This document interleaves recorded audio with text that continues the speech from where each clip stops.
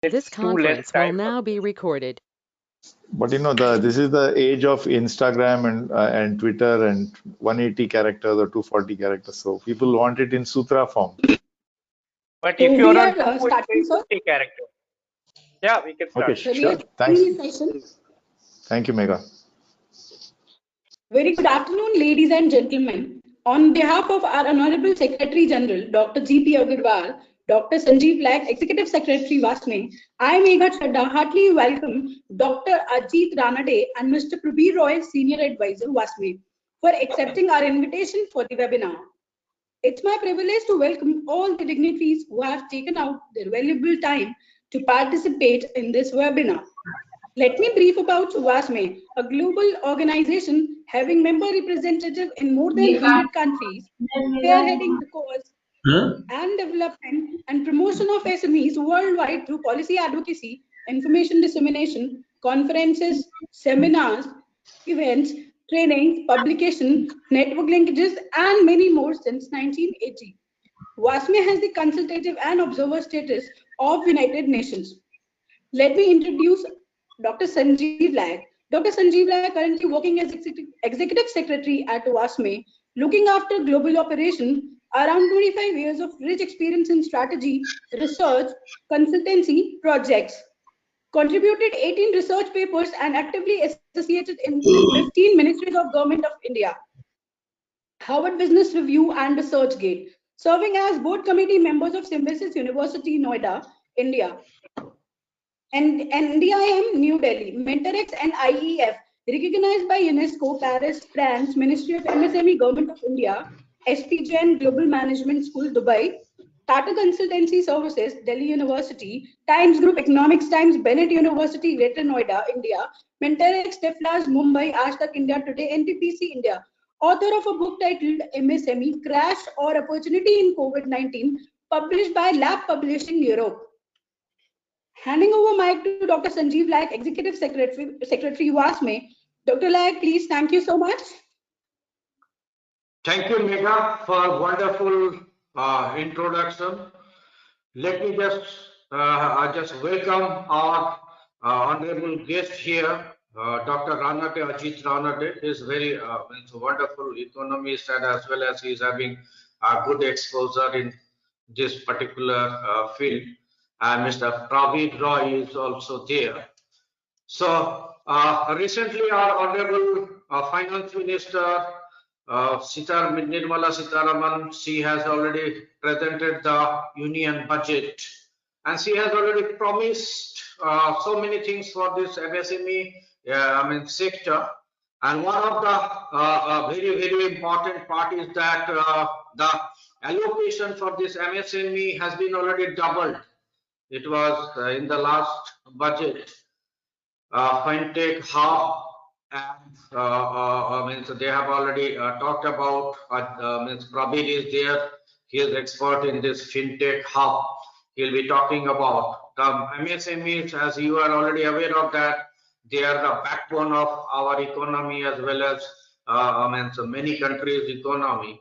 As far as India is concerned, 99% MSME, and they are contributing 30% to the GDP, 45%, now the 48% to the exports, and generating 70 to 80%. So huge number.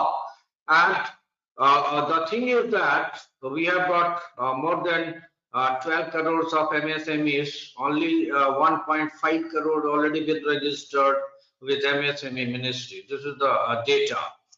And government is reaching out to MSME so that they can empower. So whenever we are just talking about the micro, small and medium enterprises, the 98% is the micro one having turnover less than 5 crores. So our mandate is to empower, strengthen, to support MSMEs on the three verticals of the business. One is the credit, technology, and the market. Whenever we are just talking about the credit is only the fixed capital and the working capital. Then the technology, robotics, automation, 3D for this manufacturing, as well as for services, IoT, blockchain, and means AI and other things are there. So as far as market is concerned, from local to global, and this budget has already talked about the MSME support, and our Honorable Prime Minister's vision is to strengthen this MSME sector because they are the backbone. So you cannot leave all these MSMEs. They are the backbone. And the one is the allocation, another is the fintech, another the production linked scheme they have already talked about. So that the budget was focused at Atmanirbhar Bharat and making this local for vocal as well as making it global. This is the main thing. So the allocation to this budget is very, very important, crucial for this MSME sector. So to discuss on this particular topic, Union budget, whether it is the wins or losses for this MSME, we have got two experts here, Dr. Ajit Ranade and Mr. Prabir Roy. So I am not taking much of the time because we have got the experts, they can discuss on that, and the audience is there, they can put their questions here. So let me just introduce Mr. Ajit Ranade. He is the economist. He's the Dr. Ranade. Ajit Ranade is Group Executive President, Chief Economist with the Aditya Birla Group, with operations in more than 40 countries, with head office in Mumbai. The group's businesses include metals, mining, chemicals, textiles, cement, as well as telecom, retail, insurance, asset management.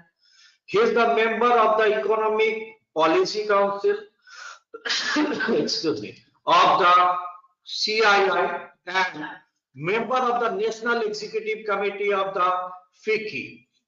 He is chair of the Research Advisory Panel of the Indian Institute of Banking and Finance and member of the Governing Council of CAFREL of the Reserve Bank of India. He is a full member of the National Institute of Politics and Economics and member of Academic Council of Meghnad Desai Academy of Economics. Let me introduce Mr. Prabir Roy. He is a serial entrepreneur and now is co-founder Paymet, a B2B fintech payments company, and has visa at 1/8 investor. He has worked in government, public, MNC sector as vice president, CTO, CEO, and red herring Asia top excuse me, 100 awardees for promising tech startup companies. In addition, Prabir sits on boards of several private, public, and industry organizations like WASME. Here, Prabir is the senior advisor to WASME. I'm not taking much of time, handing over floor to Mr. Prabir Roy. Thank you. Thank you very much, Dr. Sanjeev Laik. GP Agarwal Saab, good afternoon. Dr. Ajit Ranade, a very warm welcome to you this afternoon. And obviously a very warm welcome to all our participants and members of WASME today. It's actually been a bit of a coup to being able to get Ajit on board. I've had him on my mind for some time, but he's extremely busy and very selective in the where he goes and speaks and where he makes himself available. So thanks, Ajit, for your time. And I'm sure this is for a good cause. And I know that you're one of the well-wishers for the nascent, if I may say so, though backbone of India MSME sector. So a little known fact about Ajit, other than being a typical IIT, IIM guy and then doing a PhD for all things economics, he also used to write a weekly piece in one of Bombay's or Times of India's weekly supplements called Mumbai Mirror, which takes economics to the common person. Let me put it like he's the R.K. Lakshman for putting complex economic arguments in very simple way that anybody could understand. Even people who are economists would find it interesting. And so I'm sure in this session, he will reach into the depths of his ability and able to take complex questions from me or obscure questions from me and make it very simple for all of us here on this panel. So Ajit, just straight off the bat, it's been about 10, 12 days from the budget. And as you must have also listened to the finance minister, that when I was listening to them, I just came to this conclusion that this seems to be a budget which doesn't really flatter to deceive. It is what you see. And it can be achieved, or rather is achievable. So it doesn't flatter to deceive. It's not a Hail Mary pass. So if we put in the right efforts, if the government puts in the right efforts, all the other stakeholders put in the right efforts, I'm sure this budget will be on hindsight seen as epoch-making as perhaps in 1991. So do you agree? And if so, why? And can you explain to the viewers so that they can also understand the importance? Or if you have a contrarian position, why you don't think it's an epoch-making budget as we go along? Yeah, thank you, Prabir. And first of all, thank you to WASME and Dr. Laik and his colleagues for inviting me. And of course, it's Prabir who made me, introduced me to the organization. So thanks for inviting me. And to begin with, you asked me about the budget. Since we are already about 10 days into post-budget period, and much has been written about it, much has been analyzed. So let me begin by giving a broad overview impression, not the analysis of the numbers, but the impression why it is actually a landmark budget. Why we are now 10 days after the budget, even now, the stock market continues to be exuberant or bullish about the outlook. So usually, after the budget, if there's some good news, the stock market rallies, but then in a few days it goes down. That's been the trend. But we find that even after 10 days, so clearly there is something that at least the markets are reading into it. So I feel the following 4 or 5 things about the budget is what are the reasons why it got such a very positive response. Number 1 is that transparency. It's definitely has increased the level of transparency, honesty, and credibility. By that, what I mean is that the government has been very particular that all the new liabilities or payables, obligations have been taken on board. Earlier, what used to happen is some of the payment was hidden, if I may say so, in some other balance sheets. To give an example, there's a company called Food Corporation of India. So when the food subsidy bill has to be paid by government, last few years, the trend has been to park that liability on the balance sheet of Food Corporation of India. So it is not shown directly as a payable from Government of India. So the fiscal deficit appears to be lower than what it is.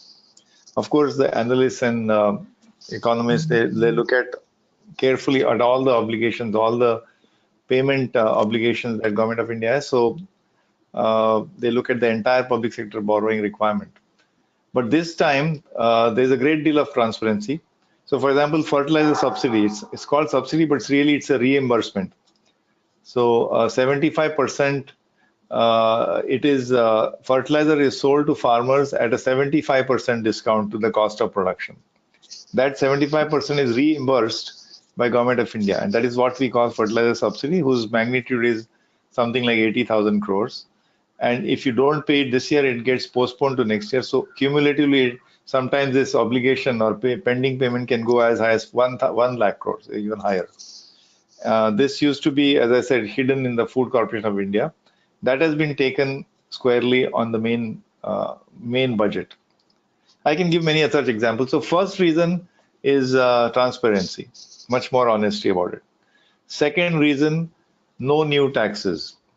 Before the budget, there was a lot of talk. Maybe there'll be some COVID cess or some new tax on the super rich, or perhaps a wealth tax or an inheritance tax or some estate tax, because the government needs a lot of resources. It's to tackle the pandemic or the effect of the pandemic. So there's a lot of apprehension. Surprisingly, no new taxes, nothing. So that's the second reason. The third reason, I believe, is the use of the word privatization. So the fact is that the government has said that we are going to privatize, not just disinvest, privatize 2 public sector banks, privatize 1 general insurance company belonging to the government of India, increase the FDI in insurance, that is foreign direct investment, which means foreign and private ownership, to 74% in insurance, monetize the assets of the government of India, like highway assets. If highways are constructed and toll is being collected, that whole thing is going to be parceled out to the private sector to manage. So that's called monetizing the assets, or making it easier for the foreign sovereign wealth funds or pension funds without TDS to directly access real estate investment trusts and infrastructure investment trusts in India. So I can give several examples. Basically, the tone of all this is that we recognize that the private sector is the one which is going to lead the growth and recovery from here on. So we are going to make more space.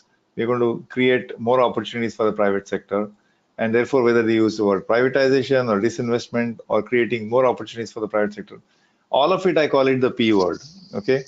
So that's reason number 3. Just to recap, number 1, transparency. Number 2, no new taxes. Number 3 is the P word. Number 4 is what I call somewhat fearlessness against the rating agencies. India has always been treated unfairly by international sovereign rating agencies. In fact, in this year's economic survey, there's a full chapter devoted to it about how India, despite having the 4th highest foreign exchange reserves in the world, having a stable macro, having 2nd highest foreign inflows in terms of FDI, and despite all that, the rating remains just at the lowest level of the investment grade, just half a notch below, and India will be classified as junk status. And zero track record of zero defaults in the past. A track record of zero defaults. There are countries like Argentina and all who have defaulted, and yet they have much higher rating. So basically, India has been apprehensive about what will happen if fiscal deficit goes up. But this time, the finance minister has said, we are going to declare that this year fiscal deficit is 9.5%. Our fiscal responsibility law, the fiscal responsibility legislation, it said that our fiscal deficit should be, the limit should be 3%. This year it is 9.5%. And next year it will be 6.8%. I would like to request all the guests, please mute the mic so that we can listen Dr. Ranade sir, please. Thank you so much. And next year it will be 6.8%. And in fact, it will not come down to 3%. It will come down to 4.5%, and that too after 4 years. So this is kind of a very ambitious, bold, fearless spending plan, which of course, will have some stimulus effect. So I'm saying that this is the 4th reason why the markets are liking it. Again, to repeat, the 4 reasons are that it's very frank and transparent. Secondly, it is no new taxes. Thirdly, it has created opportunities for privatization. In fact, I think today or yesterday in Parliament, the Prime Minister said again that we should give more space to wealth creators. And the 4th reason is fearlessness in the face of ratings agencies' action against India. And then the 5th thing are nitty-gritties, spending on health, spending on capex, spending on infrastructure, but that we can go into the details. So I think that's the broad picture. That's why I believe it's a landmark budget. It's definitely a landmark budget. Well, so Ajit, I'm quite pleased that you have endorsed what I was feeling in the first few minutes of the FM speech that you're calling it a landmark budget. I was calling it a similarly epoch-like budget of 1991. But having said that, your 5 reasons why it's a landmark budget is very clear and lucid. And you did mention that the way to handle the pandemic was to spend your way out. But this brings us to the second question: is that we are trying to spend ourselves out, but from the investment capex cycle side of it, as versus the easier consumption end of the stick, which is what most analysis would have got used to. But being a private sector head honcho, and to notice that the private sector has been made, given the pride of place in driving growth from this year on. And if I may say so, the new commanding heights of the economy is not necessarily public sector economy, but now the baton is changed to private sector. So what do you see as a private sector guy? What do you see industry responding to this? And how do you think their expansion or their response will affect the broader MSME supply chain as a cascading effect of your decisions, your spending plans, your expansion plans, your investment decisions? If you can sort of talk a bit about that, your impact, large industry impact on the MSME sector. Yeah, on the stimulus package, if you can call it that, first of all, remember that back in May, the government had announced the Atmanirbhar package, which was a series of, and after that, in fact, the Prime Minister said we have had a series of mini budgets, 4 or 5, after last February in 2020. During the course of the pandemic, we had a series of announcements. Together, they are called the Atmanirbhar package. So, in that sense, there were a series of measures announced. There was a very big consumer stimulus given to the rural economy, whether in terms of large-scale MSP-based procurement or the PM Kisan, which is 6,000 rupees per household directly deposited in the bank account, or this additional 500 rupees per month to women-headed households, or to increase the quota of rations, through the PDS, wheat and rice. They front-loaded it, and doubled it till November, or the doubling of the NREGA scheme, which is National Rural Employment Guarantee Scheme. That is also directly, it's like a cash payment. It's of course a wage employment program. All these are direct stimulus. These are not supply side or capex side, as you said, investment oriented, but these are focused on the rural economy. And indeed, the rural economy has been a silver lining. As you know, the agricultural production in India for last 2 years in a row is record production. So I don't think we'll have time to discuss the farm agitation, which is a different topic about the 3 farm laws or 3 trade and farmer laws. But nevertheless, the farming sector, agriculture sector, the milk and dairy sector, poultry, all that has been actually doing very well. Of course, the lockdown which followed the pandemic hurt the urban sector and services and industrial sector much, much more. So you were saying in this budget, what was the stimulus? The series of steps Atmanirbhar last year. This time, actually, if you look at it in the aggregate sense, I know, Dr. Prabir, he doesn't reveal, but he's actually an economist, very much more card-carrying than me from Delhi School of Economics. So he knows what is the meaning of stimulus. The stimulus means extra spending. Actually speaking, if you look at the budget, the size of the budget at about 35-36 lakh crores is just about 1% more than this year. So in a way, it is not expansionary fiscal spending because the total spending size has gone up by only 1%.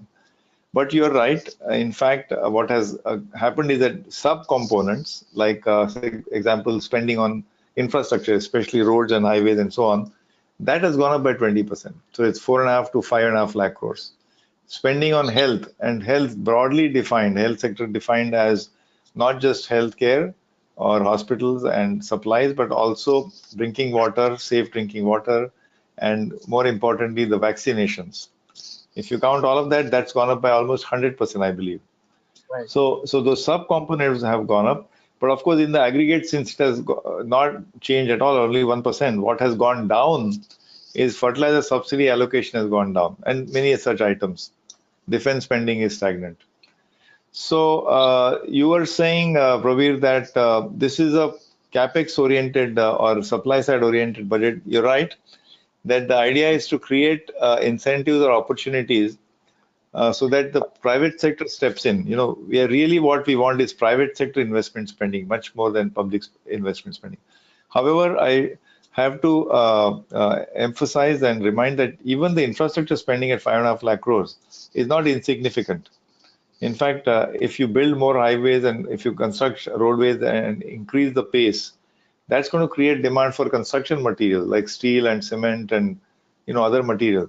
That's going to create employment, semi-skilled and unskilled, which in turn will have a multiplier effect. As roadways get built, the value of the land on both sides of the highway, the land value goes up. People put up restaurants or dabas or other services sector activity comes there. So I don't think one should ignore the impact of even the infra spending which is being. Similarly, in healthcare or even say pharma, there's a huge activity for related industries who will contribute supply to this, and a lot of them are MSMEs. So you were asking me about the impact on MSMEs. See, MSMEs constitute, first of all, I believe the government of India says it's about 63.5 million MSMEs in the country. This number includes everybody. It includes one person outfit like somebody who's shoe shining, and in a railway station in Mumbai, or somebody selling vegetable cart, or a roadside barber, or it includes lathe shops with about 10 people, or it includes fintech organizations like yours. So it's a catch-all. This term is catch-all. It covers very high-tech people, very low-tech people. But the reality of MSMEs is, for a large number of them, they are single vendor, single customer, mostly one or two customers. So the railways, for example, has almost probably 1 million vendors. They are MSMEs. All of the vendors have only one customer, which is railways. So most of the MSMEs are like that. So they critically depend on those one or two or three customers whom they are tied to. So if we are seeing the infrastructure spending in as per the budget, large corporates like L&T or our company, we are India's largest cement manufacturer. We already actually announced an expansion of cement capacity by about 6,000 crores much before the budget. So our expansion plans are underway. So the expansion plans in turn create business, economic opportunity for the construct. It's a project phase. New factory has to come up. A lot of people are employed. But even after the production starts, the cement is supplied to commercial, housing, infrastructure. So that in turn creates opportunities for the SMEs, like say in transportation, the trucking business, which has to move the cement bags, or the masons and architects and the guys who actually work on, 60% of the cement in the country is used by individual house builders, which is, you're extending maybe you have a small house in the village, you want to extend one more room or build a veranda or something. All that, you just need one or two bags of cement. All that, but there is work for the local mason. There's work for maybe the architect. So I think the fact is that large infrastructure spending creates work for large corporates, contracting and building companies, which in turn creates demand for MSMEs. Yeah, in fact, I thought I had forgotten my economics after spending some time at the Indian Institute of Management, Ahmedabad, but I'm glad that you don't think so. But I'm also happy to see, and all our members should note what Ajit is saying, that because someone like the Birla Group is expanding in cement and textiles and lifestyle, and the downstream of that is what? Construction, manufacturing, ancillary industries, transportation, logistics. So he feels that the MSME, which is the backbone of the supply chain backbone for India, the intermediate products, that will see a bit of a lift and boost based on this large infrastructure spending coming in, and putting private sector at the center of that. Just to continue on the same theme, Jeet, is that though it's not specifically seen as an MSME budget, but as you know, and all the members know, that there are 63 million MSMEs in India, about 12, 13 million in the formal sector, and they do contribute a large part of India's GDP, GVA, exports, manufacturing. I don't want to get into the figures. So they do play a very significant and important role. Now, the budget has had some administrative ease of doing business in terms of concessions in duties or increasing duties to protect homegrown industries in solar, electronics, chargers, many such areas, and which hopefully the MSME will pick up and run with that. There have been some capital gains exemptions, one-person company, fintech hub is the core to that formation of a fintech hub. The TREADS invoice discounting system is another way of lubricating the MSME system. So all these small, as I said, I won't call it tinkering, but fine tuning of the administrative and bureaucratic measures will also hopefully facilitate MSMEs.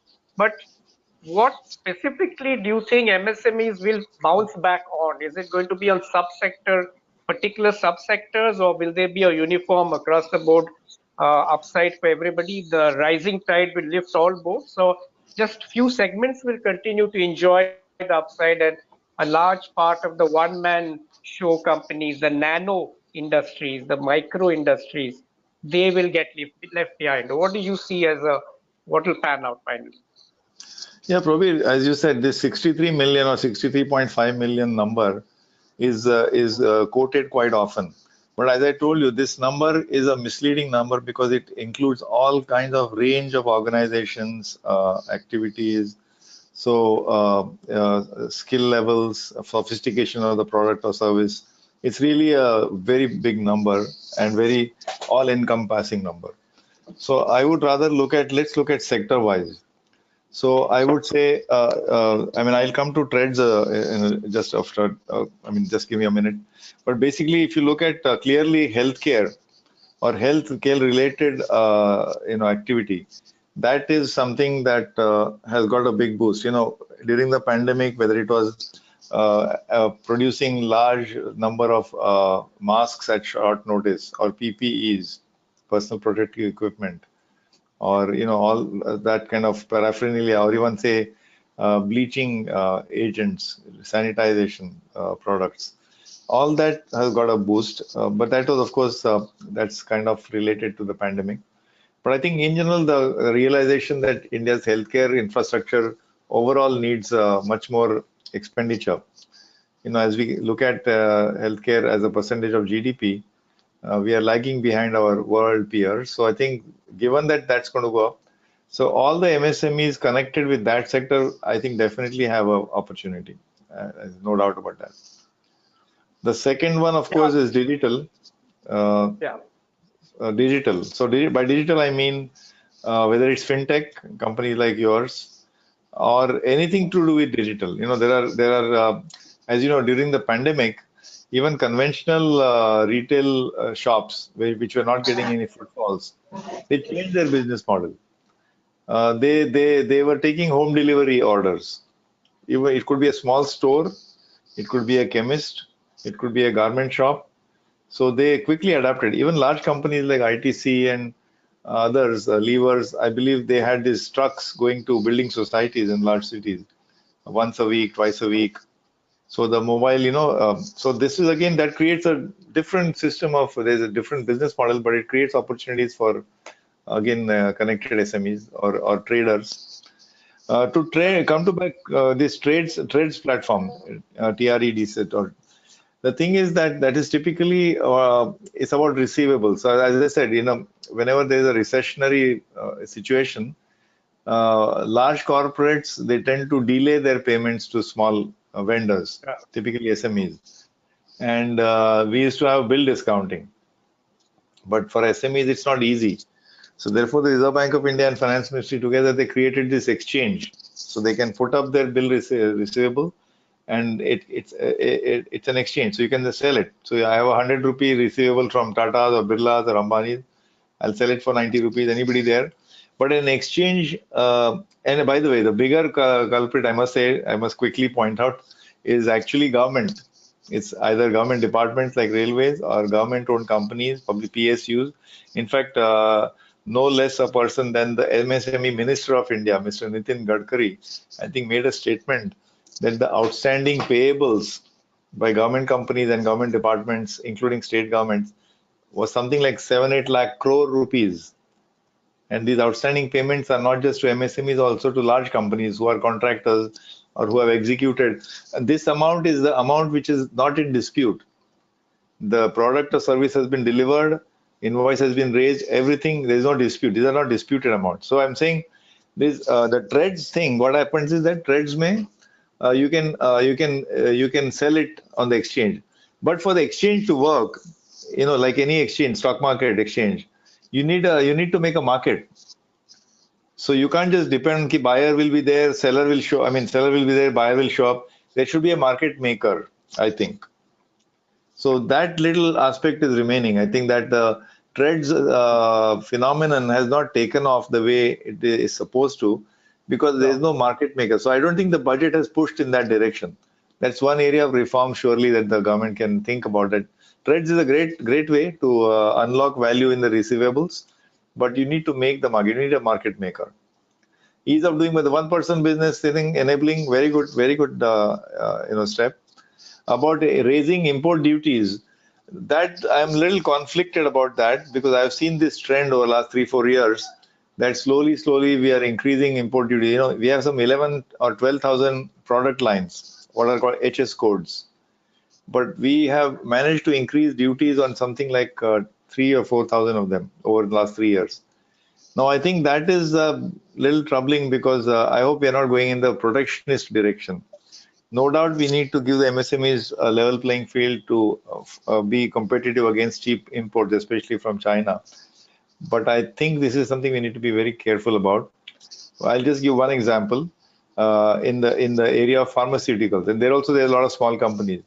India is known as one of the leading pharmaceutical exports to the West, Europe and America, especially in bulk drugs and bulk formulations. But one of the key inputs to pharmaceuticals is called APIs, advanced pharmaceutical intermediates. 68% of our intermediates come from China.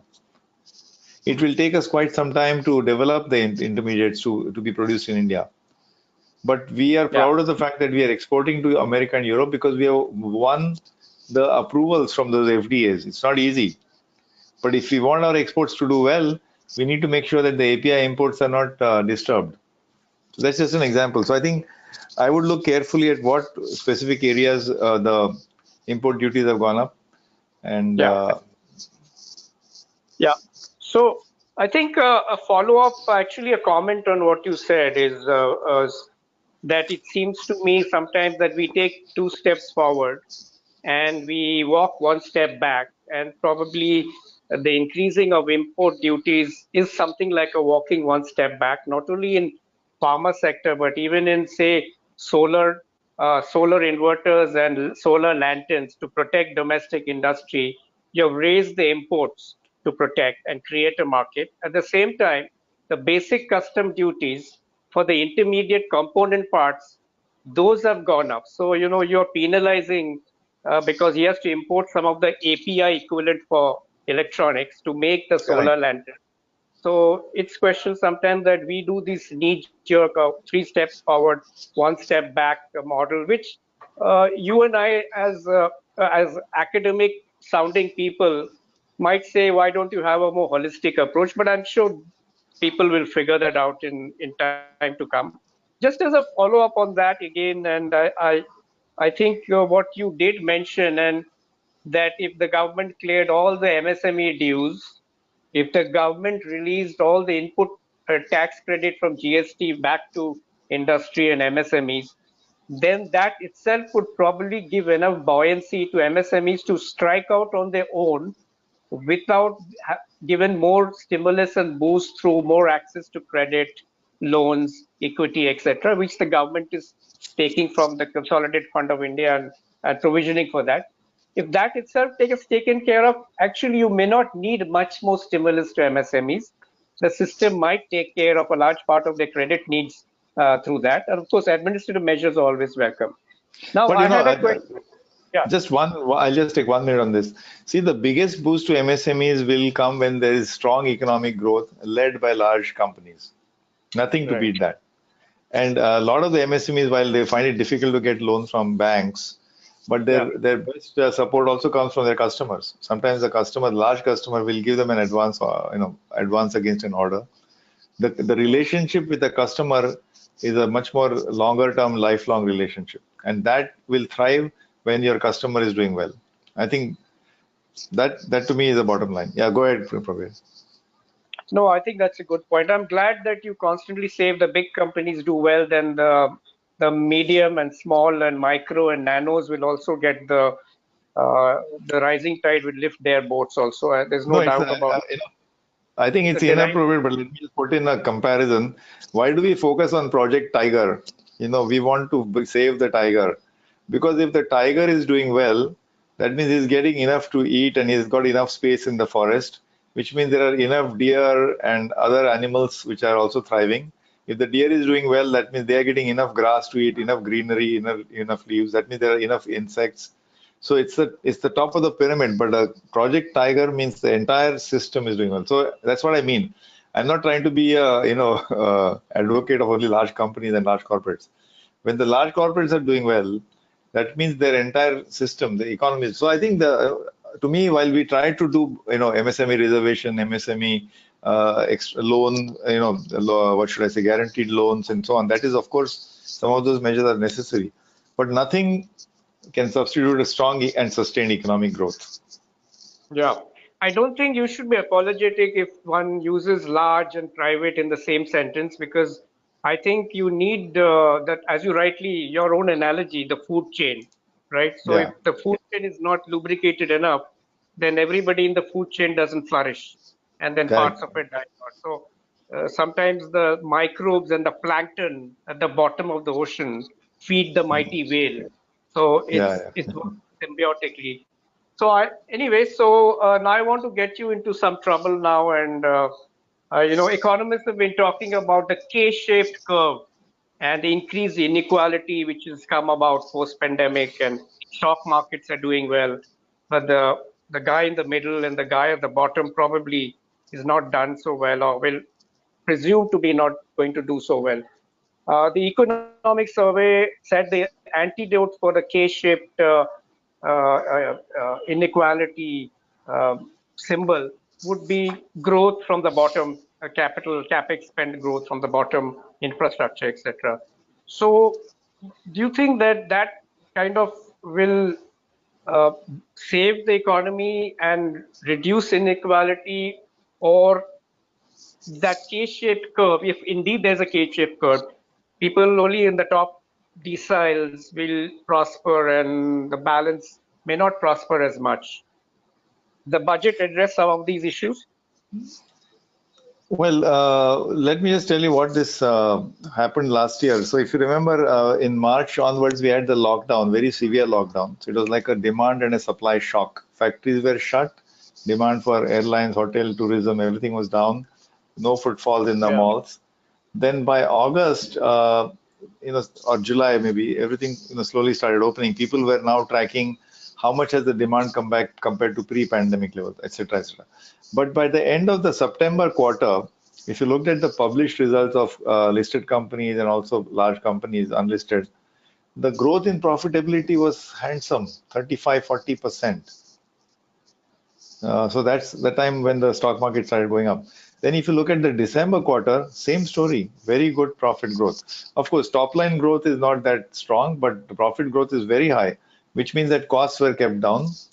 So what that means is while the overall economy is contracting by 7%, large parts of the corporate sector are showing good profits and growing, profits are growing. That itself should tell you, no, that ultimately the economy is made up of what goes to labor and capital, or what goes as wages and profits ultimately. So if profits are growing at handsomely, wages must be shrinking. I mean, it's not rocket science.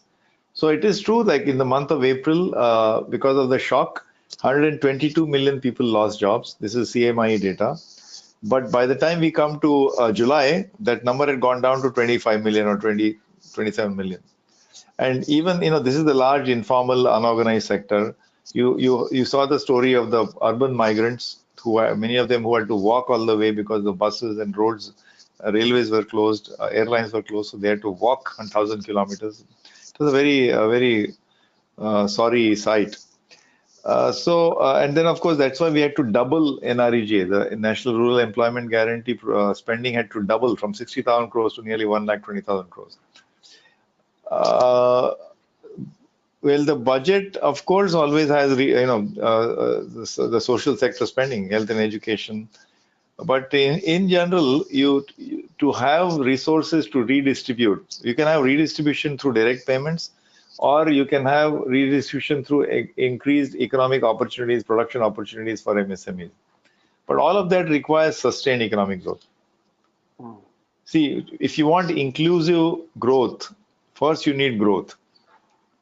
So inclusive economic growth requires economic growth. So I think the thrust of the budget is to somehow unleash this private sector spirit, what they call animal spirit, to have substantial private sector capex, which in turn will create demand for ancillaries and MSME vendors, and that's the way to go. I think direct consumer stimulus has been largely avoided, except in rural areas. We have seen, I told you that, but there is no direct check like the Western economies, whether it's UK, USA, European countries. They have this direct check, payment. That I think that has been avoided, and perhaps that might come in the future because they have been talking about UBI, Universal Basic Income, but this time we didn't have that. And by the way, Subir, one more point. Whatever I talked about was income inequality, and that can reverse only when you have more income generating activities. There's also something else called wealth inequality, right? Which is a totally different animal. Wealth is nothing but accumulated savings, and that passes on from generation to generation. It has a relationship, family relationship. Meaning, if your parents' generation family is rich, chances are that the children's family also will continue to be rich. So that rich poor divide, when you're measuring the inequality in terms of wealth, is a different problem to solve as against income inequality. And beyond wealth inequality, there is something called inequality of opportunity. As you know, in the state of Maharashtra, 50%, most of the engineering colleges, 50% seats are going empty. But if you look at the IIT admissions, there are some 13 or 15 lakh students appear for the IIT entrance exams, and it's very difficult to get into IIT, 1 in 100 chance.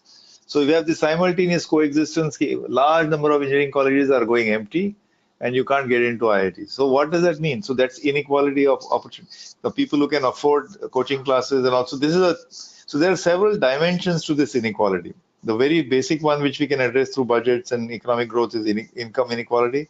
Then a little bit more intractable, but something which can understand, is wealth inequality. Beyond that, of course, is inequality of opportunity and so on. And there's also a regional dimension. Not all parts of India, not all geographies, not all states are growing at the same speed. Industrialization, some states are much more industrialized than some other states. Some states continue to be backward. So these are, of course, issues that you can't take up in just one budget. These are longer term issues. Yeah. Yes.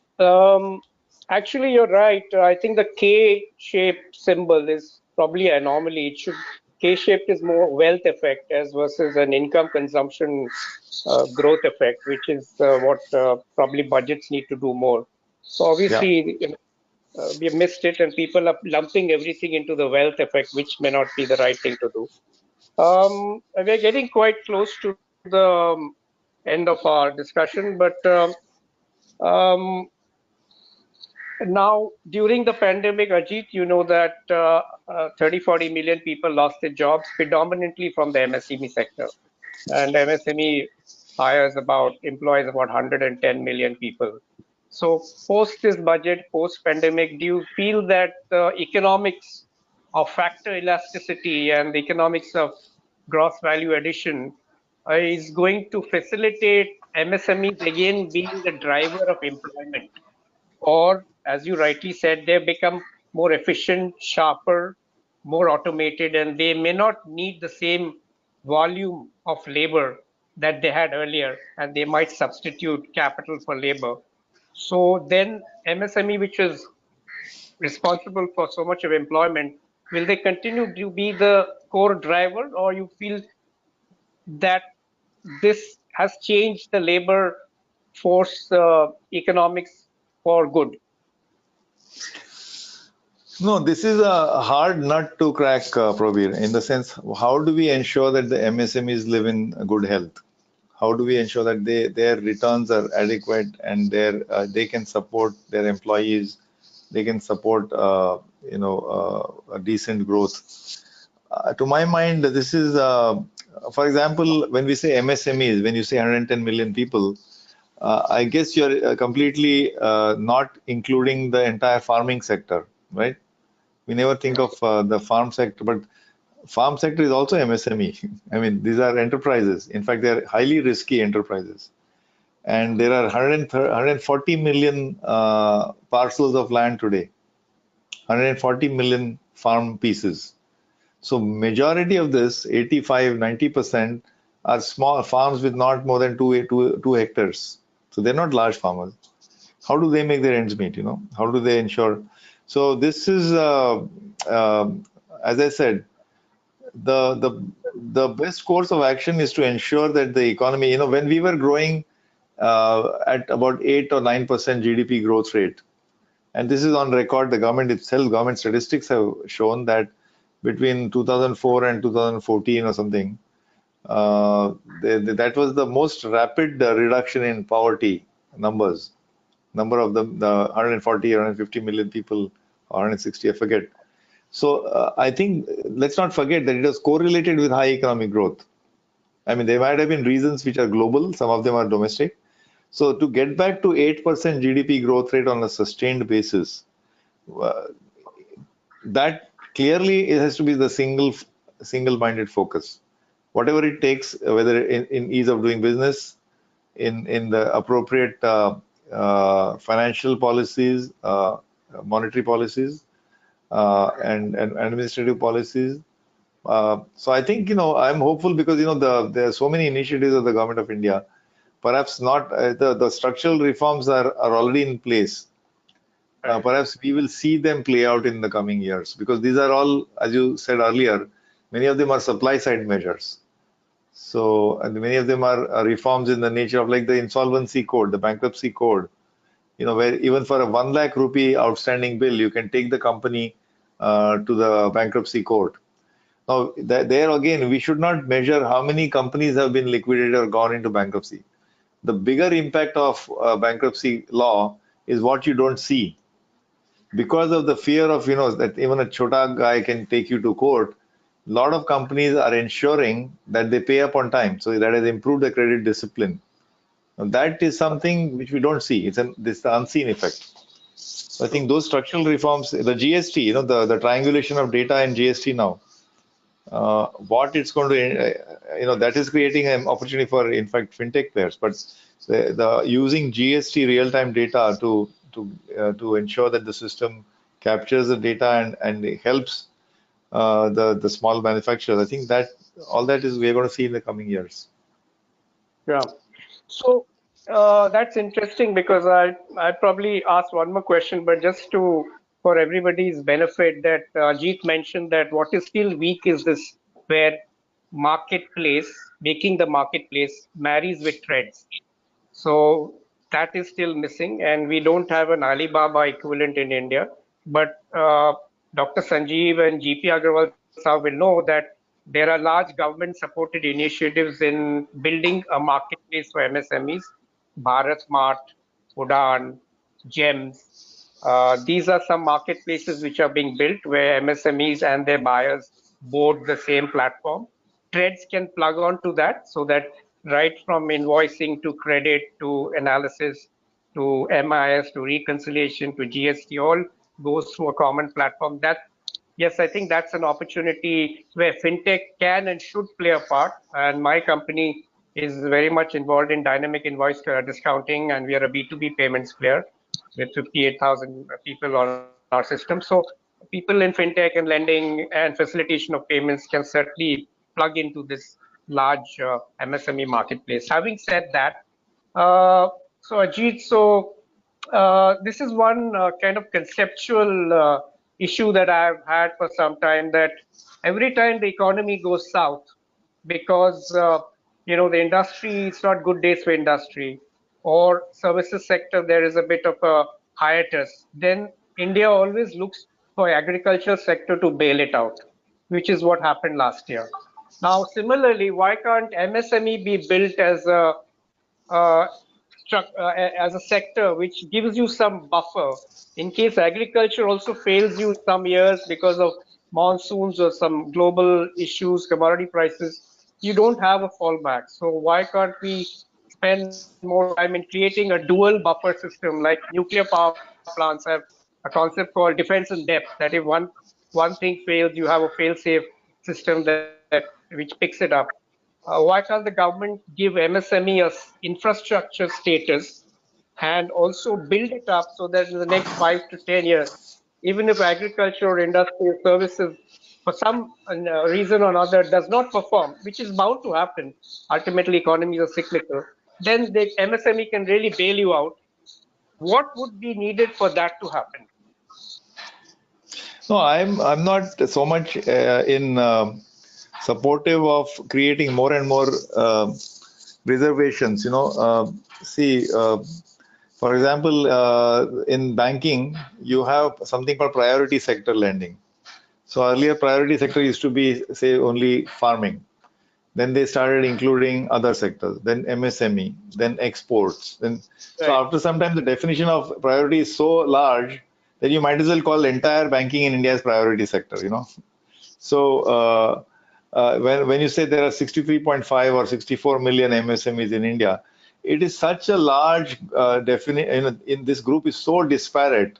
So to call the whole thing as just MSME sector is misleading. So tomorrow I'll say, we need to have some Dadi sector. People with beard like me. We should have a policy for bearded sector. I'm just, that's in a lighter vein.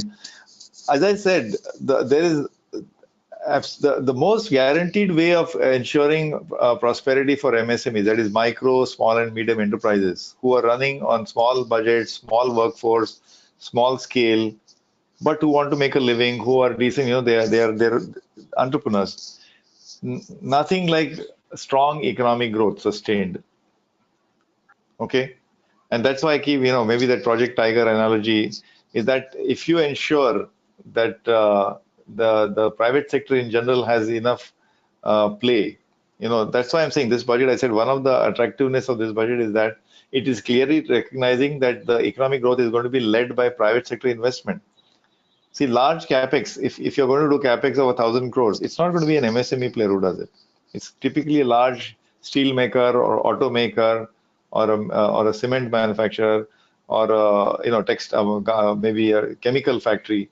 That in turn creates demand for MSME vendors. MSMEs typically act in the ancillary space. Your fintech and that may be exceptions, or where you directly do perhaps B2C, but most of the landscape of what we call MSMEs are in the ancillaries, and many of them are in this predicament that they actually depend only on one customer or two or five, handful. So they have a long-term relationship. It's not like a B2C company where there are thousands of people coming in every day, footfalls. And therefore, the health of such ancillaries depends on whom they are feeding, their customers. Right. So I think, yeah, I would say, of course, in the meantime, we can make it easy. All the compliance burden should be just completely, for MSMEs. We've made progress there. A lot of, compliance burden has been removed. We actually also redefined last year, if you remember, as part of the Atmanirbhar package, we redefined MSMEs. We made it a little more flexible. It used to be defined only in terms of investment. Now we are defining. So those small steps we are taking, but in general, let's not lose sight of the main prize, the main focus, which should be that do everything to ensure a sustained growth of 8% GDP. Yes, so in the end, I would like to summarize and say that I like your Project Tiger analogy. It is reminding me of what I also mentioned is plankton and tuna is needed for the sharks and the whales to survive. So a symbiotic, healthy ecosystem is very important, and I think it applies in the real world also. So, Ajit, do you have any specific question for me? Because this is a fireside chat. So, I've been asking all the questions, and you should feel that you're not getting a word in sideways. So, please feel free to uh, No, ask me any I'm question. happy. Thanks. My only question is, I hope have I made some sense so far? So, You made a lot. Professor, we can move towards the question and answer session. Yes. So, if you don't have any specific question for me, Rajiv, No, then I have I would like. one participant had written in the inbox that his name is Umesh. He is asking like special benefits to auto component industry. Yes, Ajit, question So for you on. are you asking the question, Megha, that has any specific incentive been given for auto components? Is that what you're asking? Yeah, he is asking that Umesh ji is asking this question from us, from you, sir. He want to know No, about I'm this. not aware. See, it might be that some import duties have been increased, but you'll have to look at into the details, the fine print of the budget. I told you that out some 300-400 HS codes, the import duty, basic custom duty has gone up, and that's been a trend followed for last three years. That to enable the domestic manufacturers to be a little more competitive, either you should make the rupee weak. You know, unfortunately, when the rupee becomes strong, the exchange rate is 72 rupees to a dollar. Imports become cheaper and more attractive. So the surest way to give competitiveness across the board, across all industries or MSMEs, is to ensure that the rupee is not artificially too strong. But the other way to do it is also to increase basic customs duty. So I think for auto components, perhaps there is some support, but I'm not sure. Yeah, I Okay. just want to So add thank you for uh, your what answer, sir. Prabir sir, you have any question you can ask, sir? I was just wanting to add to what Ajit said that if you looked at the post-budget analysis by various analysis and brokerages, they've all said that housing, construction, and automotive components are neutral. So, they are neither positive on that and neither are they neutral. But, every brokerage house has its own assessment. But to my mind, since manufacturing is very key in going forward and Atmanirbhar is core to the government's vision, I think automotive industries and components and ancillary industries, which is where India gets its lift from in manufacturing, I'm sure there will be a huge opportunities going forward in the MSME sectors because India is a very large automotive manufacturing hub Especially for in light of new policies like the scrappage policy. So scrappage policies also. Yes, that also you can add. Yes, I think we need to scrap. wrap up now, Prabir. Yeah. Yeah. Sanjeev sir, you have Thank any you. questions, sir? No. Wonderful, rich experience and Okay, so wonderful let's exposure move to all towards the the vote of thanks. participants. Yeah. Yes. Yeah. Thanks a lot. I, on behalf of World Association for Small and Medium Enterprises, a great honor to propose the vote of thanks to all guest speakers, participants, and WASMIT team. I would like to thank our distinguished speaker, Dr. Ajit Ranade, for making this webinar interesting and meaningful. I would like to express our profound gratitude to Mr. B. Roy for his presence in this webinar.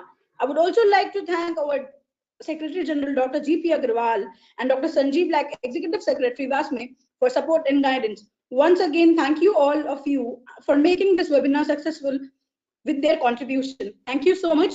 I would like to request all the participants, they can take the link or feedback form from the inbox. Thank you, Ajit sir. Thank you, Prabir sir.